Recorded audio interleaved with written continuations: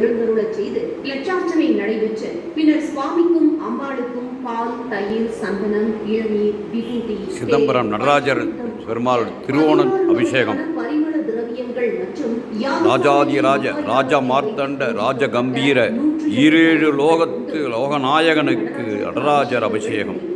பராக் பராக் பராக் அனாக் ராஜாதிராஜ ராஜ மார்த்தண்ட ராஜ கம்பீர ராஜ குலோத்துங்க ஈரேழு லோகத்தின் அதிபதி நடராஜர் பராக் பராக் பராக்.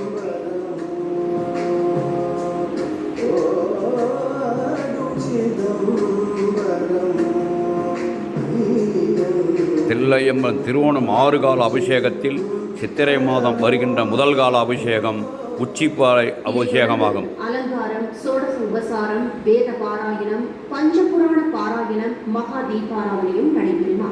இந்த உச்சிகால பூஜையை காண தேவாதி தேவர்களும் சிதம்பரம் வருவார்கள் என்பது